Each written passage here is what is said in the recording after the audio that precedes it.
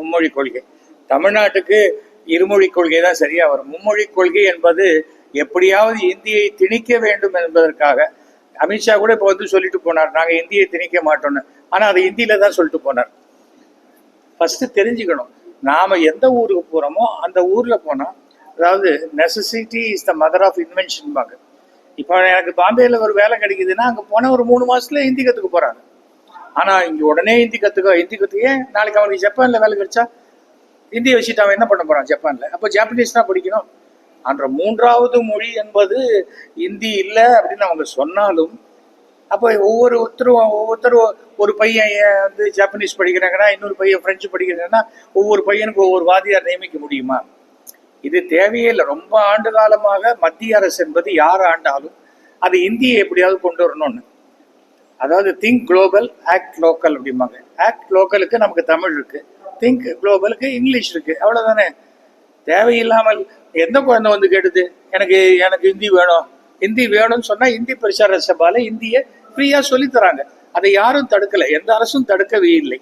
ஆனால் எல்லா கொள்கைகளையும் அரசியலாக மாற்றப்படும் பொழுதுதான் எதிர்ப்பு வருகிறது. அதை மத்திய அரசு புரிந்து கொள்ள வேண்டும். நான் சொல்றதை நீ செய்யலைன்னா நான் உனக்கு பணம் தரமாட்டேன்னு சொல்றது, இது வந்து மிஞ்சி போனா இன்னும் 4 வருஷம் நடக்கும். அப்புறம் அந்த ஆட்சி மாறி போச்சுன்னா அவங்க எதிர்கட்சியா நின்றுக்கிட்டே தப்பா பண்ணிட்டோம் தான் சொல்லணும். 3 முறை ஆண்டு விட்டார்கள். இதுக்கு மேல ஆள்றதுக்கு வாய்ப்பே கிடையாது மத்திய அரசுல பாஜக.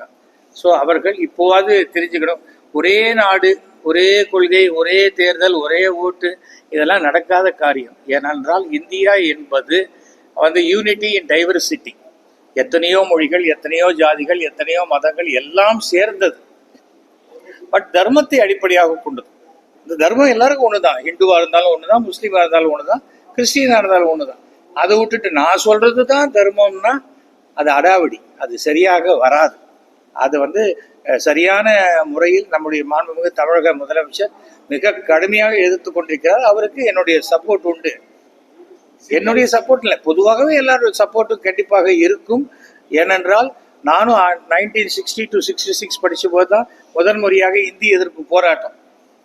நானும் போலீஸுக்கு பயந்து அடிச்சு, அப்பதான் ரோட்ல வீராணம் பைப்பு போட்டிருந்தாங்க, அதுக்கு உள்ளாதெல்லாம் ஓடி வந்து தான் வீட்டுக்கு வந்தோம்.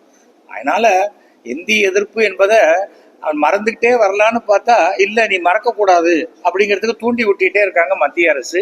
இது அவர்களுக்கு ஒரு ஓட்டு கூட வராது, வர ஓட்டையும் அது குறைச்சிடும், அவ்வளவுதான் சார். இருக்கட்டும் சார், வேணுங்கிறவங்க படிக்கிறாங்க சார். சிபிஎஸ்இ படிக்கணும்னு சொல்றவங்க யார் சிபிஎஸ்இ படிக்கிறாங்க? மத்திய அரசினுடைய வேலையில் இருப்பவர்களுடைய மகன்கள், அடிக்கடி டிரான்ஸ்பர் ஆனா எந்த ஸ்டேட்டுக்கு வேணா போகக்கூடியவர்களுடைய குழந்தைகள் தான் சிபிஎஸ்இ படிக்கிறாங்க. அவர்களுக்கு அது தேவைப்படுகிறது. தேவைப்படுறவங்க படிக்கிறாங்க. தேவைப்படுறவங்களை படிக்க கூடாதுன்னு சொல்லவே இல்லையே. நீ நடத்தலாமான்னா அந்த ஸ்கூல்ல வச்சிருக்காங்க, அந்த சிலபஸ் நடத்துறாங்க. பிஜேபி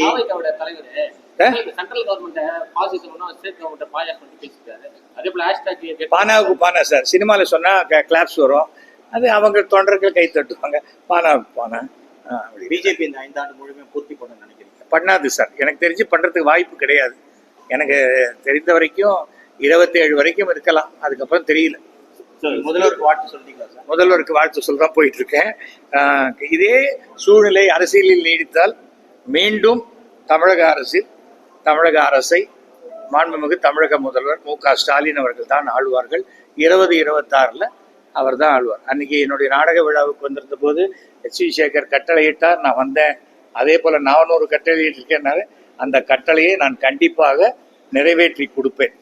ஏன்னா வேர்டு தான் எப்பவுமே. எனக்கு வாழ்க்கையில ஃப்ரெண்ட்ஷிப்பு தான் முக்கியம். எனக்கு என்னால் ஒரு 3 லட்சம் ஓட்டு கொண்டு வர முடியுமா? அந்த 3 லட்சம் ஓட்டை கொண்டு வருவதற்கு உண்டான அனைத்து முயற்சிகளையும் நான் செய்வேன். தவறும் வந்து இந்த அரசே மதிய உணவு, சத்துணவு, குழந்தைங்களுக்கு மார்னிங் டிஃபனு எல்லாமே எவ்வளோ பிரமாதமாக பண்ணுறாங்க. அதை கேலி பண்ணுறவங்களுக்கு அந்த ஸ்டேட்டஸ் தெரியல. ஒருவேளை சாப்பாடு கூட இல்லாத வயலுக்கு போய் உழைச்சே ஆகணும்னு நினைக்கிறவங்க எவ்வளோ பெற்றோர்கள் இருக்கும் பொழுது அந்த குழந்தைங்களை நீங்கள் கவலைப்படாதீங்க, உங்கள் பசங்களை என் பசங்களை நான் பார்த்துக்கிறேன் இன்னைக்கு அப்பான்னு குழந்தைங்க கூப்பிட்றாங்கன்னா அதற்கு தகுதியானவர் தான் மு.க. ஸ்டாலின் அவர்கள். அதில் எந்த விதமான மாற்று. இதை கேலி பண்ணுறது என்ன வேணால் கேலி பண்ணலாம். என் ட்ராமாவில் கூட நான் நிறைய விஷயங்கள் வலிக்காத அடிச்சுக்கிட்டா வலிக்காத சவுக்கு கோயம்புத்தூரில் தான் கிடைக்கும். செருப்பு போட்டுக்காத நடப்பேன் அப்படியா, ஆனால் ஷூ போட்டுப்பேன் அப்படின்னா இதெல்லாம் பைத்தியக்காரர். அண்ணாமலை இருக்கிற வரைக்கும் என்றைக்குமே திமுகவுடைய வெற்றி உறுதி செய்யப்பட்டது தமிழ்நாட்டில். அதில் எந்த பிரச்சனையுமே கிடையாது. அதனால நம்ம தனியாக திமுக ஓட்டு கேட்கவே வேண்டாம். அண்ணாமலை எல்லா ஊர்லேயும் போய் பேச விட்டாலே போகிறோம், திமுக ஜெயிச்சிடும். அந்த அளவுக்கு மிகச்சிறந்த உளறல் வாயர் அண்ணாமலை. அதனால நான் வந்த நோக்கம் வேற. பட் நல்ல பேரை வச்சுக்கிட்டு இவ்வளோ மோசமான பிஹேவியர் இருக்கிற தமிழகத்தினுடைய தலைவர்களில் தமிழகத்தில் பாஜக தலைவராக அண்ணாமலை இருக்கலாமா கேட்குறாங்க. அண்ணாமலை அரசியலே இருக்கலாமான்னு நான் கேட்குறேன். அதனால நிறைய வித்தியாசம் இருக்கிறது. எந்த நாகரிகமும் தெரியாதவரை அவங்க பேசுறது எல்லாம் ஒரு பாயிண்ட்டை வச்சு பேசலாமே தவிர வாய் திறந்தா பொய்னாக்கா அதெல்லாம் சரியாக வரவே வராது. அதுக்காக தான் நம்ம சொல்கிறோம், சட்ட ரீதியாக என்ன விஷயமோ இருக்கோ அதை சட்ட ரீதியாக செய்யலாம், அவ்வளோதான். அதனால நாம் தமிழர் சீமான் அவரோட இல்லத்துல போலீஸாருக்கும் தள்ளுபடி வந்த மாதிரி காவலாளிக்கும் சிக்கல் வந்து நேற்று வலசரவாக்கத்தில் அவங்களுக்கு கூட்டம் விஜயலட்சுமி. நான் இன்னும் பேப்பர் 2 நாளாக படிக்கல சார். நான் என்ன சொல்கிறேன், போலீஸ் வந்து எப்போதுமே ஒரு தடவை சொல்லுவாங்க, சொன்ன பிறகு வரலன்னு சொன்னால் சம்மன் ஒட்டுவாங்க. சம்மன் ஒட்டினா அவங்க வரப்போகிறாங்க. 3 தடவை இல்லை 2 தடவையோ 3 தடவையோ வரலன்னு சொன்னால் நேரடியாக வந்து அரெஸ்ட் பண்ண முடியும். இதுதான் போலீஸுக்கு உண்டான அதிகாரம். எல்லாத்தையுமே நம்ம எனக்கு கூட நான் என் மேலே ஒரு கேஸ் வந்தது. என்னைக்கு வந்ததோ அன்னைக்கு அந்த டயத்தில் போயிட்டு வந்துட்டேன். என்ன பிரச்சனை இருக்கு? சம்மன் வந்து ஒட்டுற அளவுக்கு நாம நடந்துக்க கூடாது. எனக்கு தர்மபுரியில் மீட்டிங் இருக்கு, நான் 1 வாரம் கழிச்சு வருவேன்னா தர்மபுரியிலேருந்து நடந்தா வரப்போறாரு ஒருத்தர். நான் என்ன சொல்ல வரேன், நம்ம எதுவாக இருந்தாலும் நம்ம பக்கம் தப்பு இல்லையா, நேரடியாக ஃபேஸ் பண்ணலாம். எல்லாத்தையும் அரசியலாக்கணும்னா அதுக்கு பதில் சொல்ல முடியாது. சீமான் பண்ண ரைட்டா தப்பெல்லாம் சொல்றதுக்கு நான் இல்லை. அது சீமானுக்கு தெரியும், சட்டத்துக்கு தெரியும், போலீஸுக்கு தெரியும், அவன் கோர்ட்டுக்கு தெரியும். நான் இதுக்கு நான் இதில் பேசணும் அவசியம். நன்றி சார், நன்றி.